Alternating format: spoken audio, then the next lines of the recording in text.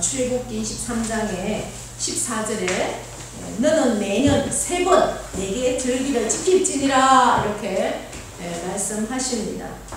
똑같은 말씀이 레위기 23장에도 기록이 되어 있는데요. 너희는 한 해에 3차례 나의 절기를 지켜야 한다. 이제 세번역 성경에 이렇게 기록되어 있습니다. 오늘 우리가 읽은 23장 14절 말씀이 개역 개성이고요. 세번역에는 너희는 한 해에 3차례 나의 절기를 지켜야 한다.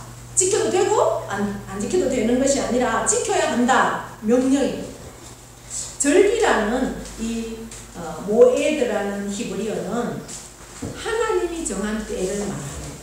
절기는 내가 정한 게 아니에요. 하나님이 정한 때요, 하나님이 정한 시간요, 사람이 정한 날, 사람이 정한 시간이 아니라는 겁니다. 하나님께서 하나님의 백성들에게 복 주시기 위하여 약속한 날이 바로 절기라는 겁니다. 오늘은 우리가 맥주 감사 절기로 하나님 앞에 올려드립니다. 맥주절이라는 단어는 이 출애굽기 23장에 유일하게 기록이 되어 있습니다. 지켜야 한다. 지켜라. 기억하며 매년 행하라. 해도 되고 안 해도 되는 것이 아니다. 이렇게 명령하고 있습니다. 하나님이 정하신 절기다라는 거죠. 그래서 그때 당시에 뭐 유대인이나 이스라엘이 정했다 이게 아니라 나의 절기, 내가 정한 절기다. 하나님께서 그렇게 말씀하십니다. 그래서 오늘 저희들도 이 맥주 감사 절기를 이 구약의 말씀에 의지해서, 그러면 구약의 이 맥주절의 의미와 지금 신약에 와서 맥주절이 어떤 의미가 있어서 구약의 6월절이라든지 이런 절기들은 지키지 않으면서 왜 이 맥주절, 77절, 오순절이라고 하는 이 절기를 우리가 지키는가 한번 살펴보겠습니다. 예수님 당시에 그때 활동했던 요세푸스라는 그러한 인물이 있습니다. 그 요세푸스의 기록에 보면 유대 예루살렘 땅에 인구가 한 60만 정도 되었다고 그래요. 예루살렘이 아주 작은 도시입니다. 이스라엘은 전체 면적이 우리나라 강원도 정도밖에 되지 않습니다. 그만큼 작은 나라에서 또 예루살렘이니까 작은 도시죠. 그곳에 그래도 60만이 살았으면 굉장히 많이 살았죠. 왜냐하면 거기가 가장 큰 성이니까 다 거기에 몰려있는 거예요. 우리나라 서울처럼. 그 60만이 살던 예수님 당시에 그때에 이러한 절기, 맥주절이 되면 전 세계에 흩어져 있던 예수님을 알지는 못하지만 하나님을 믿는 유대인들이 다 오는 거예요. 배를 타고, 그때 당시에는 배밖에 없잖아요. 비행기는 없었어요. 배를 타고 이렇게 또 걸어서 나귀를 타고 천국에서 흩어져 있던 전 세계에 뭐 로마, 그 다음에 지금의 그리스, 터키 막 이런 땅에서 있던 사람들이 다 절기를 찾아서 예루살렘에 옵니다. 어느 정도 모여드느냐? 한 250만 정도가 모였다고 그래요. 그러니까 기존 평상시에 있던 한 5배 이상의 사람들이 모여드는 거잖아요. 그렇게 모여들어서 이제 맥주 절기를 하나님 앞에 예배를 드리는데 하나님께서 뭐라고 그랬습니까? 15절에 보면 너희가 나한테 예배드리러 제사드리러 나올 때에 뭐라고 그래요? 빈손으로 내 앞에 나오지 말지니라 이렇게 되어 있잖아요. 그래서 다 제물을 가지고 나옵니다. 그때는 예수님이 십자가에 돌아가시기 전이었기 때문에 어떤 제물을 가지고 나오느냐? 피의 제물이 있어요. 피. 그래서 자기의 물론 뭐 형편에 따라서 하지만 거의 흠없는 양들을 가지고 나옵니다. 그래서 양이 그때 잡혀서 죽는 양이 25만 마리가 된다고 그래요. 비둘기를 드리는 사람도 있을 것이고 뭐 다 다양하겠죠. 그렇게 해서 그 예루살렘에 얼마나 피비린내가 나겠어요. 그러한 절기가 바로 맥추절입니다. 지금 이제 그래서 구약에서는 지금의 우리가 지키는 추수감사절기하고 비슷한 그러한 성격이 맥추절이에요. 그런데 신학에 오면 이 맥추절이 어떤 의미가 있을까? 15절에 보니까 너는 무교병의 절기를 지키라 이랬어요. 무교병은 뭐냐? 병은 떡을 말해요. 그래서 우리는 밥을 먹지만 이스라엘에는 떡을 먹습니다. 네, 빵.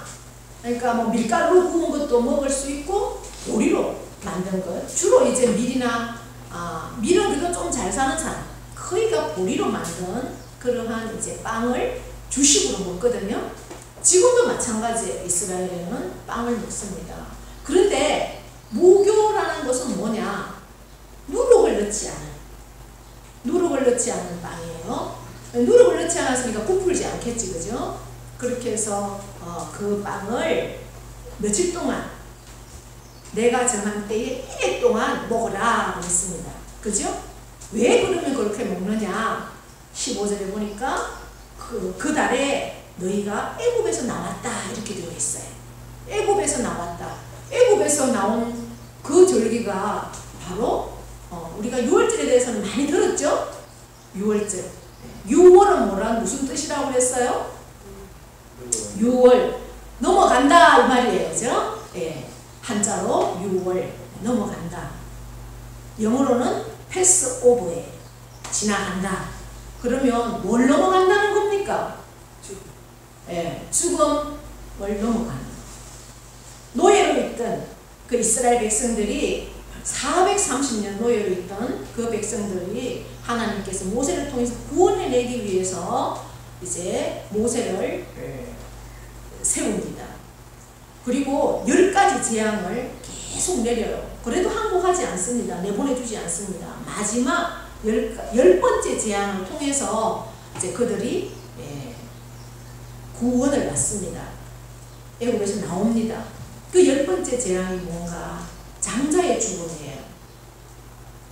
모든 집에 있는 첫 번째 낳은 것은 다 죽는 거예요. 사람이건 짐승이건 모든 첫 번째 낳은 것은 다 죽습니다. 그런데 한 가지 방편을 줬어요. 죽지 않으려면 어떻게 해라? 피를 발라라. 무슨 피? 어린 양의 피를 발라라. 피가 있는 집은, 피가 발려있는 집은 죽음의 사자가 지나가는 거예요. 피가 방편이 되는 거예요. 그래서 그 말씀을 믿고 행했던 집은 다 살았어요. 그런데 그 말씀을 믿지 않아서 행하지 못했는 집은 다 죽었어요. 이제 바로 왕의 아들, 왕도 뭐 거기에 대해서는 예외가 안 되잖아요. 왕의 아들도 죽었어요. 그러니까 이제 왕이 안 되겠다. 너희를 더 놔뒀다가는 무슨 일이 벌어질지 모르겠다. 이래서 막 나가라. 그냥 나가라고 한 게 아니에요. 여러 가지 보물들을 주면서 빨리 가라고 그랬습니다. 그것이 구원이에요. 구원. 이 시대에 신약에 와서 그 어린 양의 피는 누구의 피가 될까요? 예수님의 피예요. 그래서 예수님을 6월절 어린 양이다 이렇게 말하잖아요. 6월절 그 어린 양의 피, 예수 그리스도가 나의 죄를 대신해서 십자가에 죽으신 그것을 믿는 사람, 믿음으로 우리는 피를 바르진 않지만 그 나를 위해서 내 죄를 대신해서 죽어주신 예수님의 그 피를 믿는 사람은 구원을 받는 거예요. 이제는 사탄의 마귀의 노예가 아니라 하나님의 백성이 된다는 겁니다. 하나님의 자녀가 된다는 겁니다. 할렐루야. 그런데 그 애굽에서 나온 지 7일 동안은 무교병을 먹어라 그랬어요. 너희가 쓴나무, 그 다음에 누룩이 들어가지 않는 그러한 떡을 먹어라, 빵을 먹어라. 왜 그래야 되느냐? 성경에서는 이것을 바로 회개다 이렇게 말씀을 하고 있어요. 나를 구원하여 주신, 내가 구원을 받았으면 하나님의 온전한 자녀가 되기 위해서는 회개해야 된다. 내가 그동안에 있던 죄를 다 떨쳐버려야 된다는 거예요. 이제는 정말 새로운 삶을 살아야 되는데 그냥 살 수가 없다는 거예요. 그래서 집안 청소를 하는 거예요. 집안 청소. 신학에서는 집안 청소를 해라. 지금도 유대인들은 이 맥추절기가 지나고 나면 6월절이 지나고 나면 일주일 동안 무교병을 먹어요. 썬나물을 먹어요. 물론 의식적으로 그렇게 하지만 결국 막 집안을 다 청소하는 그러한 풍습이 있어요. 집안을 청소하라. 물론 집안에 있는 모든 먼지를 털어내는 것도 중요하지만 하나님께서 말씀하시는 것은 그 집안을 청소하라는 것이 뭐냐? 바로 내 마음속에 있는 죄를 회개해라. 죄를 다 털어버려라. 그 말씀을 하고 있어요. 그것이 이루어져야, 죄를 회개해야지 온전한 하나님의 자녀로서의 삶을 살 수가 있다. 그렇지 않으면 온전한 구원이 이루어질 수가 없다. 그것을 오늘 성경에서 말씀하고 있습니다. 그러면서 맥추절을 지켜라. 16절 이는 내가 수고하여 밭에 뿌린 것에 첫 열매를 거둠이라. 수고하지 않으면 열매를 거둘 수가 없잖아요. 그죠? 예, 땅을 일궈야 되고 씨앗을 뿌려야 되고 거기에 또 비가 너무 땅이 또 가물면 제대로 나지도 않고 비가 너무 많이 와도 썩어버리고, 그러니까 애지중지 수고해야 되는 거예요. 땀 흘려 수고하면서 그렇게 뿌린 첫 열매를 거두는 절기가 맥추절. 맥추절은 바로 보리를 수확하는 겁니다. 근데 왜 하필이면 그러면 보리를 수확을 할까? 요한복음 6장에 보면 나는 생명의 떡이다. 예수님이 그렇게 말씀을 하셨어요. 오병이의 기적을 행하시고 난 이후에 그 말씀을 하시면서 그때 그 생명의 떡은 바로 보리떡이에요. 보리는 아주 가난한 사람, 예수님께서 아주 천한 모습으로 말구유에 태어나셨잖아요. 방도 아니고 그렇게 낮고 천한 모습으로 이 땅에 오셨지만 그 예수 그리스도를 믿을 때 그 예수 그리스도가 생명이 될 수 있다라는 것을 우리에게 말씀을 하고 있습니다. 그리고 이 맥추절기의 최종적인 그 이벤트는 뭔가? 바로 어린 양 예수 그리스도가 이 땅에 심판의 주님으로 오실 때 우리는 신랑 되신 주님이다 그렇게 하잖아요. 그때 이 신부인 우리 교회가, 저와 여러분이 결혼하는 것으로 완성이 되는 거예요. 그 맥추절의 그 절기의 이벤트는 바로 신랑 되신 예수님과 신부인 교회가 결혼하는 것이 완성이 되고, 그래서 이 절기는 축제라는 거예요. 여러분 결혼식에서 슬퍼하고 뭐 이런 거 좋아하나요? 안 좋아하잖아요. 결혼식은 다 누구나 기뻐하고 축하하고 그러잖아요. 또 결혼식에 여러분 다 결혼식 하셨죠? 결혼을 했으니까 가정을 다 가졌잖아요. 결혼 안 하고 우리 청년들도 있지만, 그럼 내 결혼식을 잊어버린 사람이 있을까요? 내 결혼식을 잊어버리는 사람은 아무도 없을 거예요. 그죠? 네. 얼마나 기다리고 준비하고 그렇게 하겠어요. 저와 여러분은 예수님의 신부예요. 이제 신랑 되신 주님을 만날 그날을 우리가 기대하면서 언제 오실까 준비하면서 그렇게 나아가는 삶이 우리의 삶이라는 거예요. 결혼을 앞둔 신부처럼 그날을 기대하고 고대하고 준비하면서 좋은 것 있으면 그 신랑을 생각하면서 주님 앞에 드리는 그러한 마음을 가지고 준비하지 않겠습니까? 내가 좀 더 신랑 되신 그 주님을 맞이하러 가는데 내가 몸을 더럽히고 생각을 더럽히고 그렇게 할 수 있겠습니까? 더 주님 앞에 더 정결한 모습으로 그렇게 살지 않겠습니까? 바로 맥추절은 그런 축제로 나아가는 절기가 바로 맥추절이라는 거예요. 그래서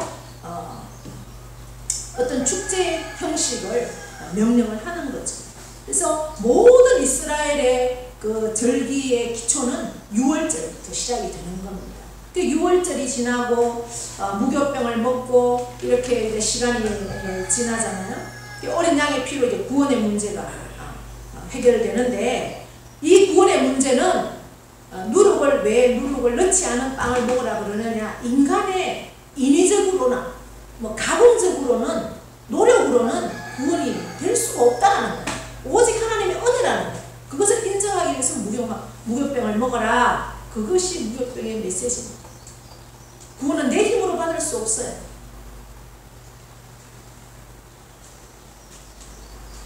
예수님께서도 공생애를 시작하시고 첫 6월절에 이제 예루살렘에 가셔서 이제 6월절 지나고 그 무교절, 그죠? 일주일 동안에 그 시간 동안 예수님이 첫 번째 한 사건이 있어요. 뭐예요? 신약을 공부 안 했으니 모르시네. 성전 청결 사건. 집안 청소하는 거와 똑같은 거예요. 성전을 청결케 하는 거예요. 뭐 장사를 하고 성전이 그냥 막 매매하는 그러한 장사꾼으로 뒤범벅이 된 이 성전은 하나님의 것이다. 이 성전은 내가 주인이야.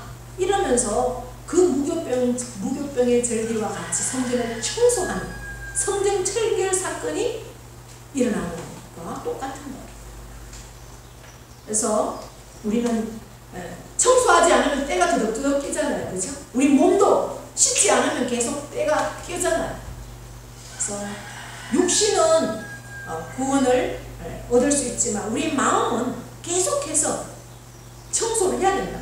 그래서 예배 나와서 말씀을 듣고 또 기도하고, 이거 가지고 부족하니까 또 3일 기도회 나오고, 이거 부족하니까 또 말씀을 읽고, 말씀을 읽어야 하나님의 마음을 알아요.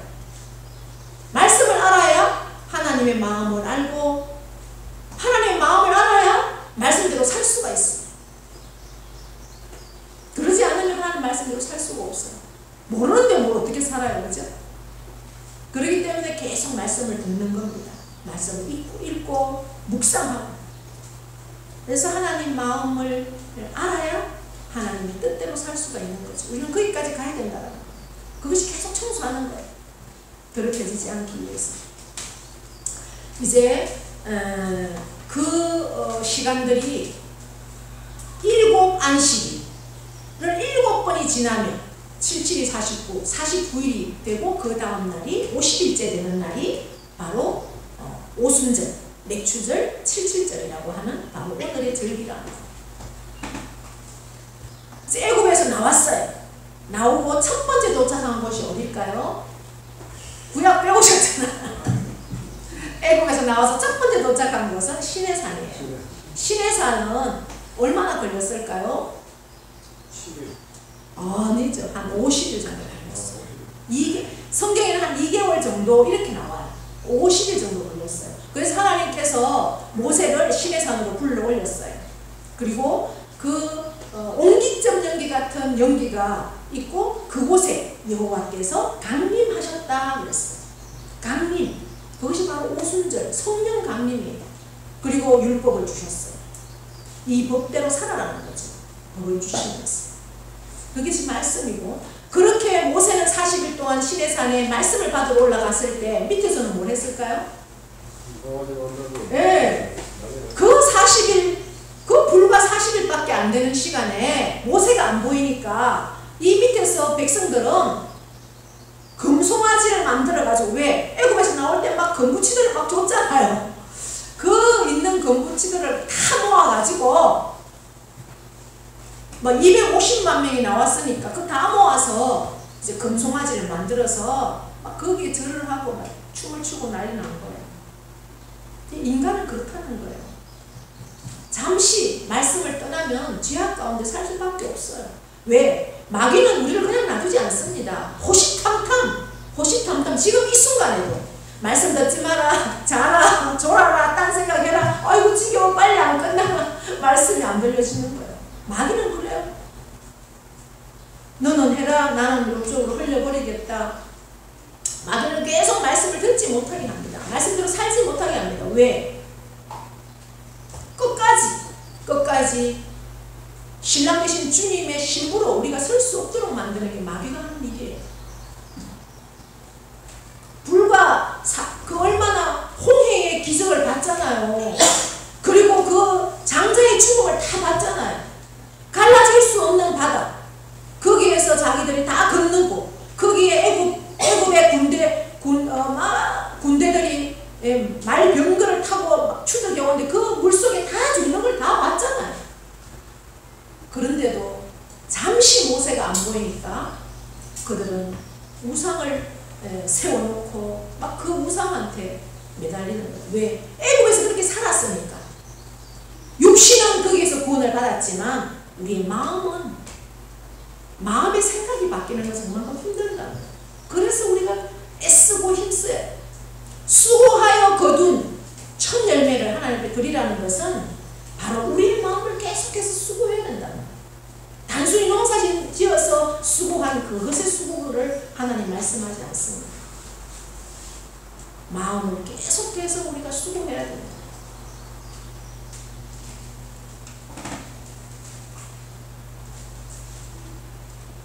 그러면서 요한복음 11장에는 예수님께서 나는 뭐다?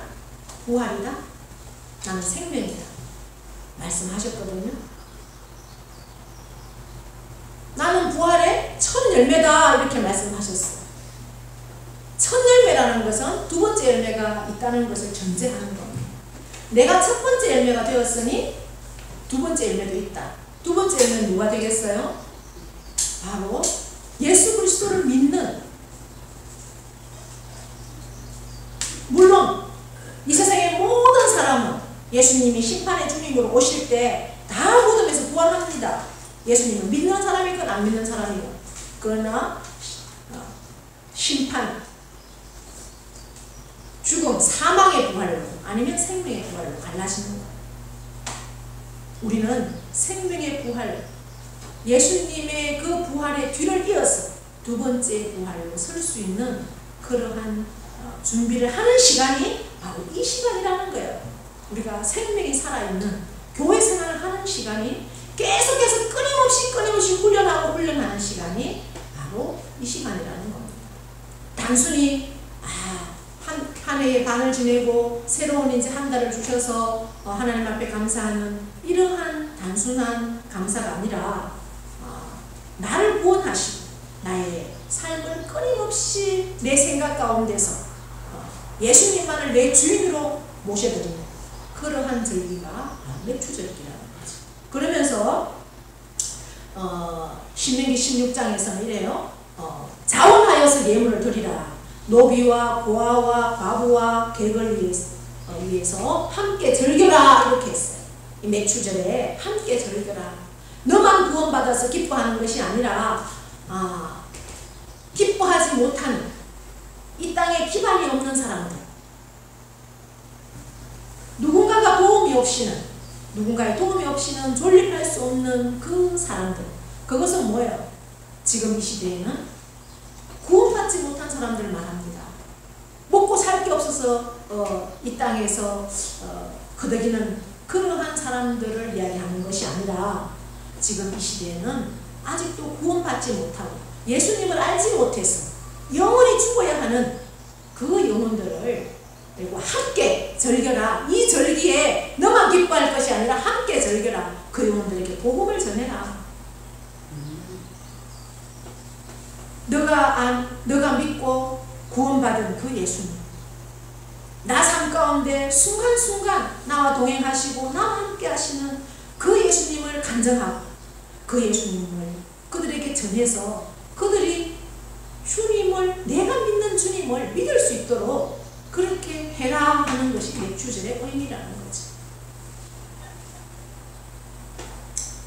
맥추절의 메시지는 바로 그러한 의미, 그러한 정신을 회복해라 하는 것을 오늘 우리에게 말씀하고 있습니다. 주님이 오시는 최종 이벤트는 바로 결혼이에요. 내가 주님과 결혼하는. 우리가 육신의 결혼도 손꼽아 기다리고 준비하고, 그죠? 그렇게 하는데 영적인 결혼, 그 결혼을 날마다 기대하시고 준비하시고 말씀 앞에 순종하는 그런 복을 누리는 저와 여러분 다 될 수 있기를 축복합니다. 네. 하나님 아버지 고맙고 감사합니다. 오늘 복된 주일 특별히 맥주 감사절을 저희들에게 허락하셔서 귀한 말씀 주심을 감사합니다. 나를 구원하여 주시고 나의 삶을 순간순간 인도하시고 동행하시고 역사하셔서 참으로 주님의 신부로서의 삶을 준비하는 그러한 우리가 될 수 있도록 은혜 베풀어 주심을 감사합니다. 마지막 때 주님 앞에 그 신랑 되신 주님 앞에 정결하게 설 수 있는 거룩한 신부로서 우리가 준비되고 그 신부의 모습이 부끄럽다면 다시 한번 회개하고 돌이키고 온전함으로 설 수 있는 그러한 복을 누리는 우리 모두가 되기를 원합니다. 주님 도와주시옵소서. 함께하여 주시옵소서. 그 일을 나만 누리는 것이 아니라 주님을 알지 못하는 사랑하는 영혼들에게 찾아가 주의 복음을 전할 수 있는 그러한 우리 모두 되도록 성령의 권세로 성령의 충만함으로 인도하시고 역사하여 주시옵소서. 감사드리며 예수님의 이름으로 축복하며 기도하옵나이다. 아멘.